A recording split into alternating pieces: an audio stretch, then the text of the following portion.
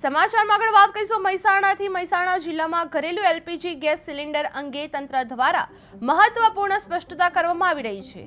જિલ્લા તંત્રએ જણાવ્યું હતું કે જિલ્લામાં ઘરેલું ગેસ સિલિન્ડરનો પૂરતો જથ્થો ઉપલબ્ધ છે, તેથી નાગરિકોએ ગભરાવાની કે બિનજરૂરી સંગ્રહ કરવાની જરૂર નથી। ગેસ સિલિન્ડરનો બિનજરૂરી સંગ્રહ ન થાય તે માટે ગેસ એજન્સીઓને પણ કડક તકેદારી રાખવા આદેશ આપવામાં આવી રહ્યા છે।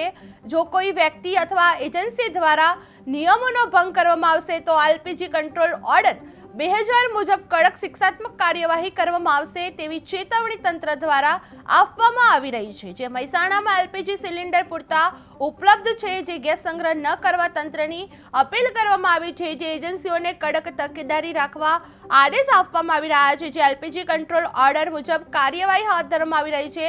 જે ગભરાટ ફેલાવતી અફવાઓથી દૂર રહેવા તંત્ર દ્વારા અપીલ કરવામાં આવી રહી છે। જે નાગરિકોને ગભરાવાની કે બિનજરૂરી સંગ્રહ કરવાની જરૂર નથી। જે ગેસ સિલિન્ડરનો બિનજરૂરી સંગ્રહ ન થાય તે માટે ગેસ એજન્સીઓને પણ કડક તકેદારી રાખવા આદેશ આપવામાં આવી રહ્યા છે। જે કોઈ વ્યક્તિ અથવા એજન્સી દ્વારા નિયમોનો ભંગ કરવામાં આવશે તો એલપીજી કંટ્રોલ ઓર્ડર 2000 મુજબ કડક શિક્ષાત્મક કાર્યવાહી કરવામાં આવશે।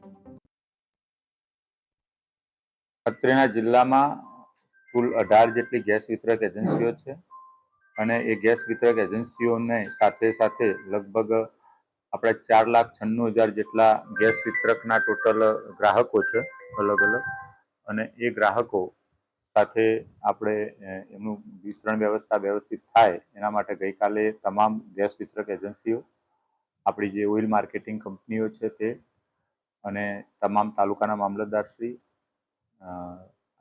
સપ્લાય ઇન્સ્પેક્ટરશ્રી સાથે આપણે મિટિંગ કરી હતી। અત્રેના જિલ્લામાં એવો કોઈ પ્રશ્ન અત્યારે છે નહીં, અને સાથે સાથે તમામ લોકોને પેનિક ન થાય એના માટે આપણે એક અનુરોધ પણ કર્યો છે। સમાચાર માધ્યમોથી કે સોશિયલ મીડિયાના માધ્યમોથી ક્યાંક ને ક્યાંક લોકો પેનિક થઈ અને કદાચ ઘણા વખત જતા હોય છે, પણ સામાન્ય રીતે આવું પેનિક ન થાય। આરોગ્યની સેવાઓ, એમડીએમ, છાત્રાલયો, સ્કૂલ્સ કોલેજની જે વ્યવસ્થાની જરૂરિયાત છે એને પ્રાયોરિટીના ધોરણે આપી અને સિંગલ બોટલ 25 દિવસ અને ડબલ બોટલ હોય તો 30 દિવસની જે મર્યાદા હોય છે, મર્યાદામાં આપણું ગેસ વિતરણ અત્યારે ચાલુ છે અને અત્યારે પૂરતા પ્રમાણમાં, ખાસ કરીને અમે એક ચિંતા કરી રહ્યા છીએ કે આ પરિસ્થિતિનો લાભ લઈ અને ક્યાંય બ્લેક માર્કેટિંગ